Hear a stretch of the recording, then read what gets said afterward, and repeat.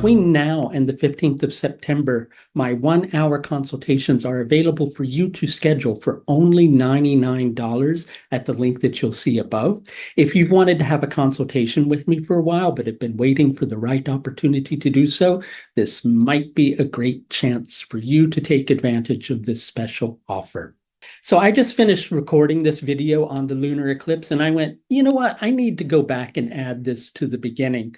My commitment to you through my work with Vedic astrology is to share with you the wisdom and the power of the Nakshatras, the lunar mansions of Vedic astrology, and how absolutely life-changing they can be. So rather than give you simple predictions, I want to give you things that you can work with that will change your life forever. And so that's my commitment to you through my work and what I care to share with you through this particular lunar eclipse video, and I do hope you enjoy it.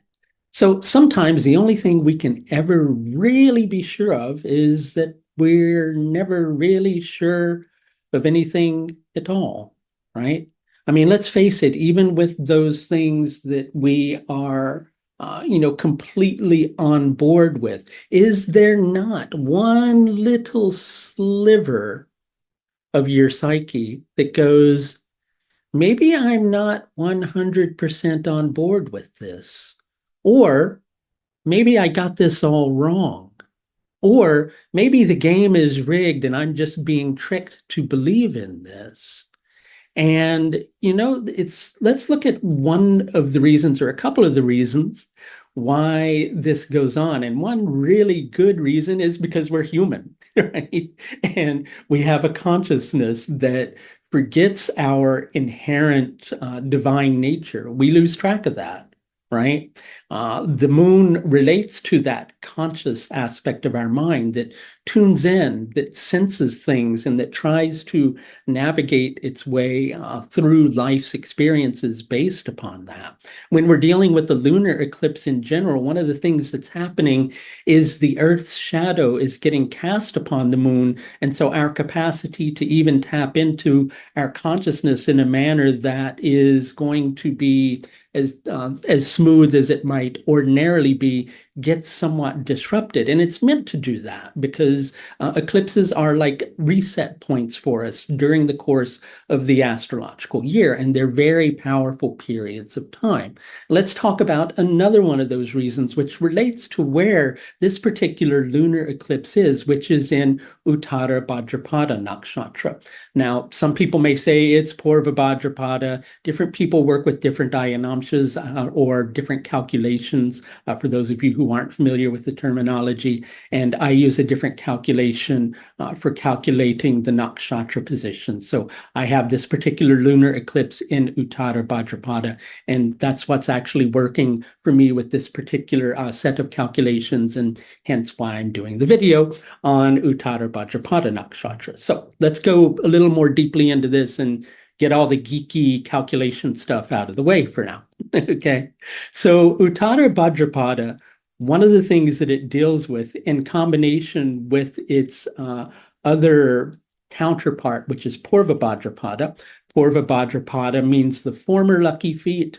Uttara Bhadrapada means the latter lucky feet. We'll go into why lucky feet at some other point, but let's just kind of talk about this on a more in-depth level, which is with the Bhadrapadas, one of the things that's happening is the recognition of the duality of our existence, the split that goes on within our mind, and we all have it. We all have that light side, that dark side. I don't mean that, that nice side and that evil side, but it doesn't exclude that either, right? It means that splintering off that we tend to have from ourselves, that part of ourselves that, we're convinced it should be okay to want something, but we can't somehow get 100% on board with being okay that we actually want something. That sounds confusing, doesn't it? And that's the nature of our existence, right? Is, quite often we have these desires that make us go through this experience of consciousness. Our desires create our patterns. They become the driving force behind our lives, all of our, like, unresolved desires. And we end up over the course of our existence repressing a lot of these, like not being aware that they exist, or not acknowledging them, and not being okay with the fact that they're there. And after a certain amount of time of doing that over and over and over again, what's going to happen? We're not even going to be aware that we feel something, or that we want something, or or that we believe something, right? Because it's just been repressed for so long that we don't even know how to access it anymore. But yet it still drives our lives, which is the really crazy thing.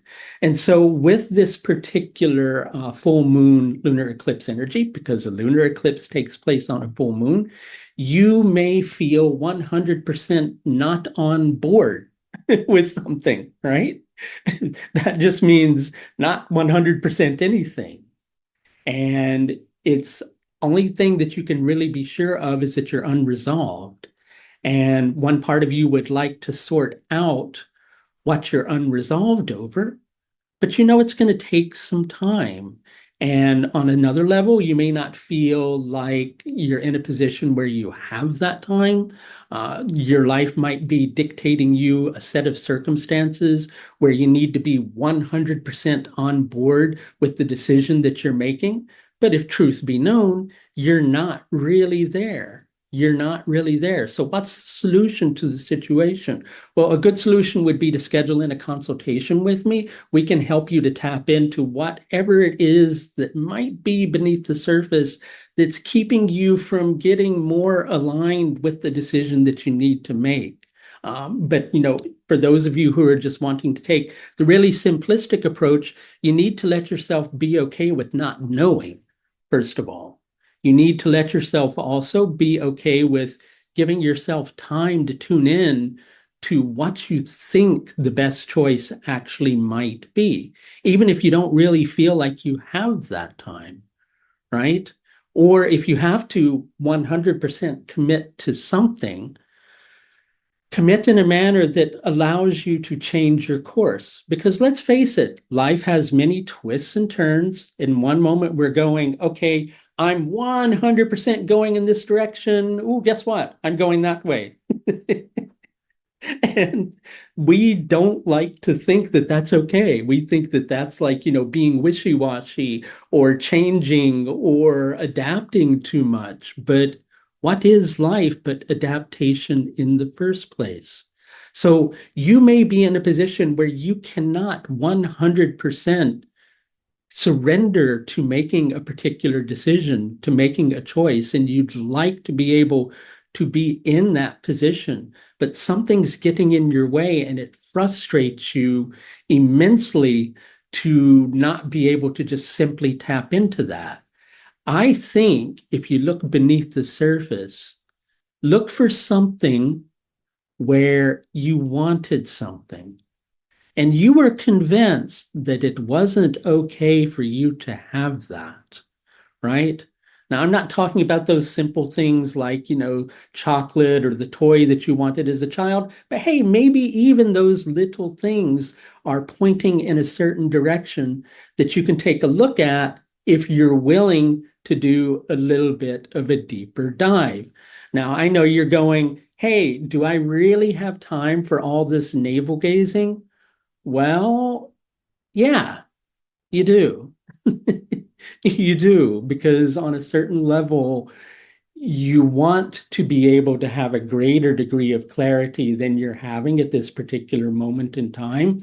And if you don't have the clarity that you're seeking, and you have the moment in order to be able to come to a greater degree of clarity, why not look at that little belly button, right? Why not? It's going to help you, right? And sure, you may be going, but I don't have the time. Chances are you probably do. And if you 100% don't have the time, then make the choice. Make the strongest choice that you absolutely feel capable of, and leave a little bit of wiggle room in there to make a change of direction if you need to. And if you're thinking, you know what, if I go in that direction, there's no turning back, well, go in that direction, let there be no turning back, learn from the experience, but at the same time, don't ignore the part of you that feels unresolved, because that's what's at the root of this, is the incapacity to feel 100% aligned with yourself. And in a lot of the instances with Uttara Bhadrapada, it boils down to an unresolved desire that makes it hard for us to get 100% on board with anything. And when we actually get to that point of resolution of what that unfulfilled desire is, we're usually able to release it, right? So scan your psyche carefully over the course of the next several days. As I'm recording this, it's the 12th of September. Between now and the 17th to the 18th of September, give yourself some time to tune in on any unresolved desires that might be getting in the way of you making a decision in regards to this particular situation. Let yourself kind of tune into your feelings about that. See where you may feel like, well, you know, I wasn't listened to when I expressed that I wanted this, or I wasn't heard when I tried to warn people of the dangers of this. Take a look at all of those things and the unfulfilled needs or desires that were connected with it. Give yourself permission to feel whatever it is that you're feeling, and then release it. Let it go. And that can be just the impetus that you need to get a little more perfectly on board with your decision, but still probably not 100%. Because, hey, let's face it, it's really difficult to be 100% on board with anything. So get as close as you can. If you could use a little bit of help with that process, again, I am offering my 1-hour consultations for only $99. You'll find those at the link that you'll see above. That's going to do it for this look at the lunar eclipse in Uttara Bhadrapada, taking place overnight on the 17th to the 18th of September 2024. Until next time, please do take the very best care of yourself. Bye now.